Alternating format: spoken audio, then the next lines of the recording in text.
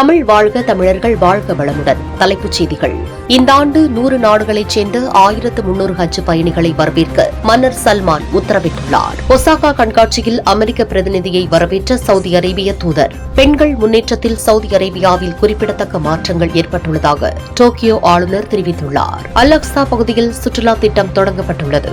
2025ஆம் ஆண்டு ஹஜ் பயணிகளின் பாதைகளில் 2400 நீர் குளிரூட்டிகள் நிறுவப்பட்டுள்ளன. சவுதி விஷன் 2030க்கு இணங்க ஆரோக்கியமான வாழ்க்கை முறையை மேம்படுத்த செயற்கை நுண்ணறிவை சவுதி பயன்படுத்துகிறது. விரிவான செய்திகள். ஹஜ், உம்ரா மற்றும் வருகைக்கான 2 புனித மசூதிகளின் விருந்தினர் திட்டத்தின் கீழ் இந்த ஆண்டு ஹஜ் செய்ய 100 நாடுகளைச் சேர்ந்த 1300 பயணிகளை வரவேற்க மன்னர் சல்மான் உத்தரவிட்டுள்ளார். மன்னர் சல்மான் மற்றும் பட்டத்து இளவரசர் முகமது பின் சல்மான் ஆகியோரின் சேவைக்காக சவுதி அரேபிய இஸ்லாமிய விவகார அமைச்சர் அப்துல் லதீப் அல் அஷேக் பாராட்டினார். அரசு உத்தரவுகளை பின்பற்றி நம்பிக்கை அடிப்படையிலான கலாச்சார மற்றும் கல்வி திட்டங்கள் உட்பட விரிவான செயல்படுத்துதல் திட்டத்துடன் விருந்தினர்களுக்கு உயர்தர சேவைகளை வழங்க அமைச்சகம் வளங்களையும் திறன்களையும் திரட்டியுள்ளதாக அல் ஷேக் கூறினார். ஹஜ், உம்ரா மற்றும் வருகைக்கான 2 புனித மசூதிகளின் பாதுகாவலர் விருந்தினர் திட்டம் இஸ்லாமிய அடையாளங்களுக்கு வருகைகள் மற்றும் இமாம்களுடனான சந்திப்புகளை ஏற்பாடு செய்வதன் மூலம் பயணிகளின் ஆன்மீக மற்றும் அறிவுசார் அனுபவத்தை வளப்படுத்துவதை நோக்கமாக கொண்டுள்ளது. 1996 முதல் இந்த திட்டம் 140 நாடுகளைச் சேர்ந்த 65,000 பயணிகளை வரவேற்றுள்ளது. ஜப்பானுக்கான சவுதி அரேபிய தூதர் டாக்டர் காசி பைசல் பின் சாகர் ஒசாகா கான்சாய் கண்காட்சியில் அமெரிக்க பிரதிநிதி ஜார்ஜ் கிளாஸை வரவேற்றார். சவுதி அரேபியாவின் அரங்கம் உலகளாவிய தலைவர்களுக்கான ஒரு கலாச்சார சொத்தாகவும் சந்திப்பு இடமாகவும் செயல்படுகிறது. இது அவர்கள் புரிந்துணர்வை ஆழப்படுத்தவும் சவால்களை எதிர்கொள்ளவும் அனுமதிக்கிறது என்று பின் சாகர் கூறினார். டிரம்பின் வரலாற்று சிறப்புமிக்க வருகைக்கு 10 நாட்களுக்கு பின் சவுதி அரேபியா மற்றும் அமெரிக்க பிரதிநிதிகள் ஜப்பானுக்கு பயணம் செய்கின்றனர். இது நீண்டகால மூலோபாய உறவையும் பரஸ்பர வளர்ச்சிக்கான எதிர்கால கூட்டாண்மைகளையும் வலுப்படுத்துகிறது. பின் சாகர் மற்றும் கிளாஸ் ஆகியோர் சவுதி அரேபியாவின் பெவிலியனை பார்வையிட்டனர். அதன் கலாச்சார வரலாறு, மாற்றம் மற்றும் நிலைத்தன்மை மற்றும் புதுமை மீதான உலகளாவிய செல்வாக்கு ஆகியவற்றை காட்சிப்படுத்தினர். ஜப்பானில் உள்ள இரு தூதர்களுக்கும் இடையிலான முதல் சந்திப்பு இது என சவுதி அரேபியா பெவிலியனின் கமிஷனர் ஜெனரல் பின் சாகர் கூறினார். சவுதி அரேபியா பெவிலியன் 700 நிகழ்வுகள், தினசரி நடனம் மற்றும் ஃபேஷன் ஷோக்களை நடத்துகிறது. வளர்ந்து வரும் நகரங்கள், நிலையான கடல்கள், மனித மூலதன ஆற்றல் மற்றும் புதுமை ஆகியவற்றை கொண்ட 7 மூழ்க மறைகளை காட்சிப்படுத்துகிறது. இளவரசர் சவுத் பின் தலால் பின் ஃபதர் துசித் G2 அல் அக்ஸா ரெசார்ட் திட்டத்தை அடிக்கல் நாட்டை திறந்து வைத்தார். அதிகாரிகள், முதலீட்டாளர்கள் மற்றும் அல் அக்ஸா மேம்பாட்டு ஆணையம் மற்றும் சுற்றுலா நிதியத்தின் பிரதிநிதிகள் கலந்து கொண்டனர். யுனெஸ்கோவின் உலக பாரம்பரிய தளமான அல் அக்ஸா ஒயாசிஸில் 77,000 சதுர மீட்டர் பரப்பளவில் அமைந்துள்ள சொகுசு ரெசார்ட் 120 அலகுகள், வசதிகள் மற்றும் சூரிய ஆற்றல், மின்சார போக்குவரத்து மற்றும் குறைந்த கார்பன் கட்டுமான பொருட்களை கொண்டிருக்கும். சுற்றுலா பருவத்திற்கு முன்னதாக அல் அக்ஸாவின் நீர் அமைப்பை மேம்படுத்த 60 மில்லியன் சவுதி ரியால் திட்டம் செயல்படுத்தப்பட்டது. அல் அக்ஸாவின் வளர்ச்சி திட்டங்களை ஆதரிப்பதன் முக்கியத்துவத்தை இளவரசர் வலியுறுத்தினார். இந்த விழாவில் சவுதி அரேபியாவின் வணிகத்துறை மற்றும் சுற்றுலா மேம்பாட்டு நிதியத்தின் தலைமை நிர்வாக அதிகாரி நைஃப் பின் அப்துல்லா அல்மதி தாய்லாந்து நிறுவனமான டுசிட்டுடன் மேலாண்மை மற்றும் செயல்பாட்டு ஒப்பந்தங்களில் கையெழுத்திட்டார்.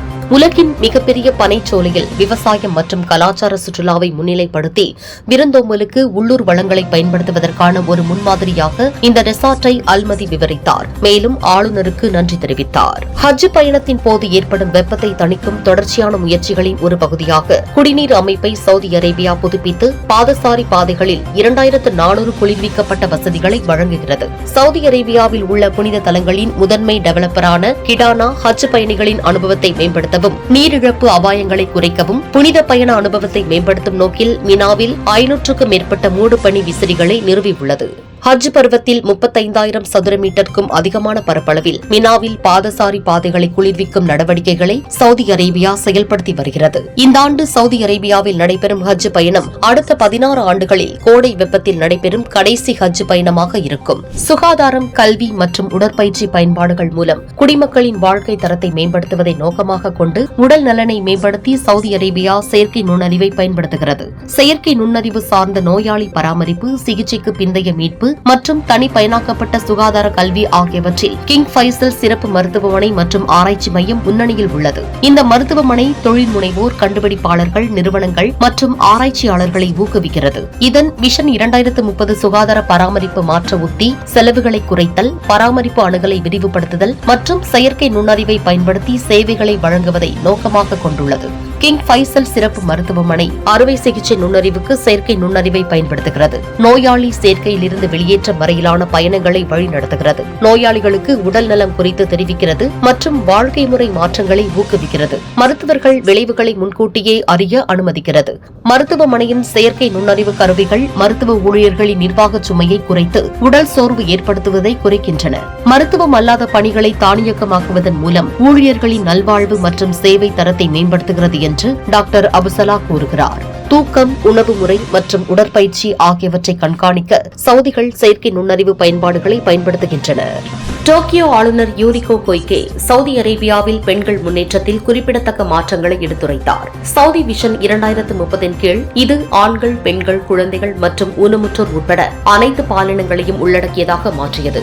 இந்த பதவிக்கு முதலில் தேர்ந்தெடுக்கப்பட்ட டோக்கியோ ஆளுநர் கொய்கே நியமிக்கப்பட்டுள்ளார். பெண்களின் கனவுகளை நனவாக்குவதே தனது முன்னுரிமை என்று கூறினார். டோக்கியோ உட்பட அனைத்து சமூகங்களிலும் பெண்களின் முன்னேற்றத்திற்கான நிகழ்ச்சி நிரல் ஒரே மாதிரியாக இருக்க வேண்டும் என்று கொய்கே கூறினார். பெண் மேயர்கள் மற்றும் ஆளுநர்களுக்கான ஒரு வலையமைப்பை அவர் ஏற்பாடு செய்தார். பெண்கள் ஒரு வலையமைப்பில் சேர தேர்ந்தெடுக்கப்படும் வரை காத்திருக்காமல் முக்கியத்துவத்தையும் சவாலான இந்த உலகில் சவால்களை ஏற்றுக்கொண்டு பெண்கள் விரும்பியதை சாதிக்க வலியுறுத்தினார். வணிகத்திற்கான ஒரு புதிய சகாப்தம், உலகளாவிய செழிப்புக்கான கூட்டாண்மை என்ற தலைப்பில் நடைபெற்ற இந்த மாநாட்டில் நைஜீரியாவின் முன்னாள் கல்வி அமைச்சர் டாக்டர் ஒபியாகலி எசக்வெசிலி, சவுதி அரேபியாவின் உதவி பேச்சாளர் பேராசிரியர் ஹனான் அப்துல் ரஹீம் அல் அஹ்மதி மற்றும் சவுதி பொருளாதாரம் மற்றும் திட்டமிடல் அமைச்சக துணை அமைச்சர் ஃபரா இஸ்மாயில் ஆகியோர் பங்கேற்றனர். இன்றைய வர்த்தக செய்தி.